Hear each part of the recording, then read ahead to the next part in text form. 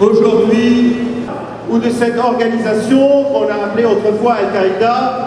Alors, avant de démarrer cette manifestation, quelques mots pour dire quels sont ces parrains. Je vous rappelle que le patriarche latin de Jérusalem, Monseigneur Foix-Toile, a accepté d'être le parrain de cette manifestation, tout comme Joseph Fadel, qui est ici parmi nous, qui prendra la parole tout à l'heure.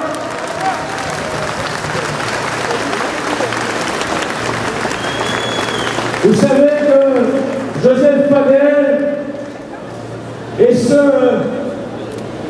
chrétien irakien converti et qui, en raison de sa conversion, en raison de sa croyance dans le Christ, en raison de sa fidélité au christianisme, a été persécuté, a fait l'objet d'une fatwa, a dû fuir de son pays avec son épouse et ses enfants, a vécu de longues années ici en France sous haute protection policière parce que cette fatwa pouvait, hélas, en faire une victime jusqu'ici.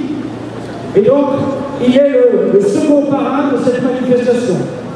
Et puis, hier, en fin de journée, nous avons eu le plaisir de recevoir un nouveau soutien important, celui de sa béatitude Ignace Youssef III Younan, patriarche syriaque catholique, patriarche d'Antioche et de tout l'Orient, qui nous envoie ce message que je vous livre.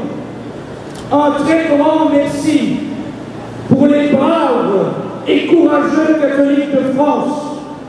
Tous, nous serons avec vous en esprit et dans la prière afin que les actes de barbarie contre les chrétiens du Moyen-Orient cessent.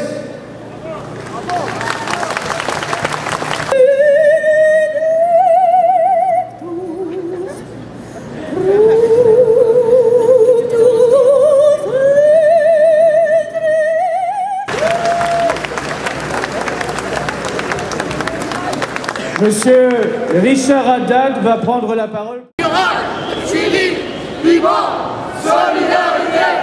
Irak, Syrie, Liban, solidarité. Alors bonjour, qu'est-ce que vous entendez par... La dimitude. Oui, exactement. C'est un concept en fait, c'est un mot conceptuel qui regroupe en fait les persécutions qui sont faites aux chrétiens, aux non-musulmans, aujourd'hui en fait, du fait de ne pas être musulmans. Donc le paiement d'un impôt en fait est complètement injuste et toutes les persécutions, les humiliations en fait, de façon à contraindre les non-musulmans à devenir musulmans. D'accord. Voilà. Merci beaucoup pour cette explication.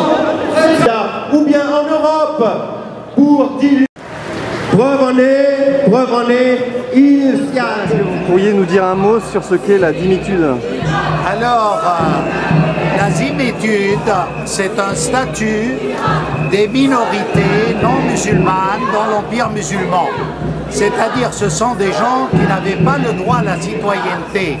Ils étaient traités d'une manière autre, comme 36e rang de l'État.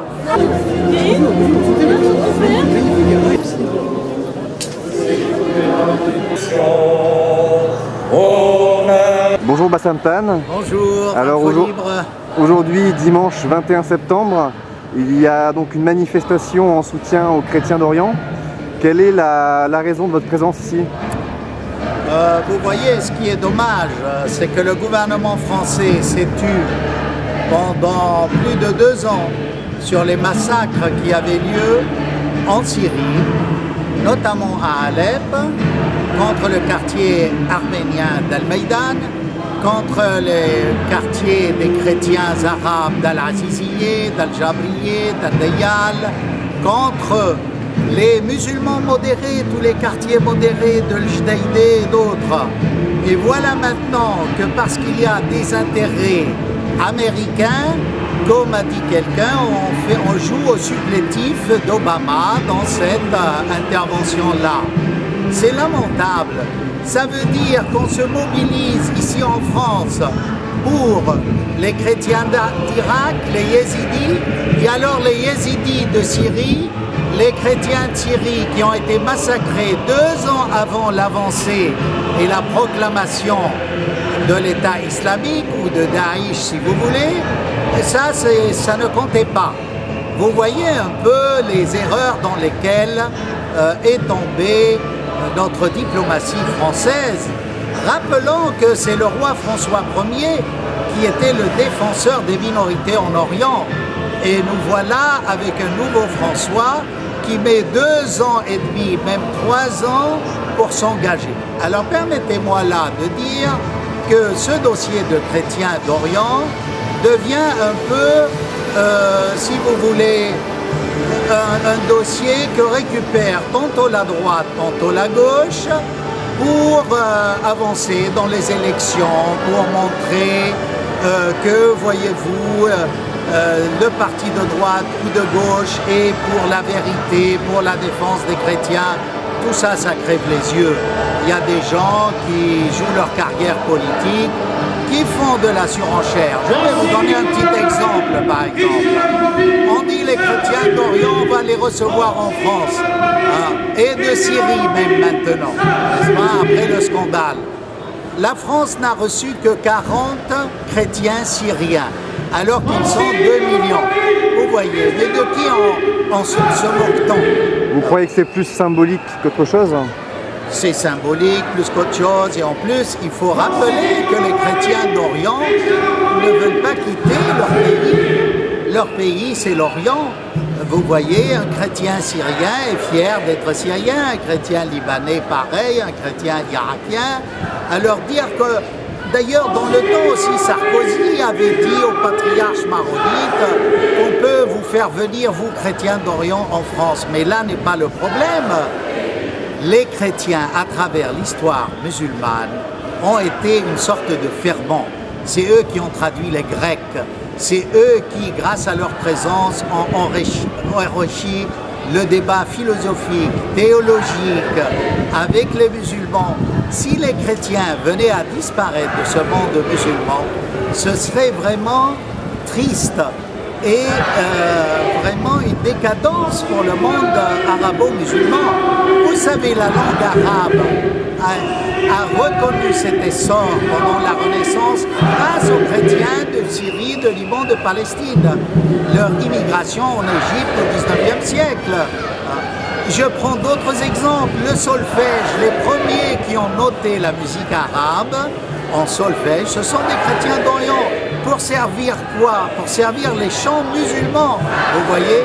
Et là, permettez-moi, comme je suis avec le drapeau de l'Arménie occidentale, je dirais, Hollande, notre président, devrait changer d'attitude vis-à-vis d'Erdogan.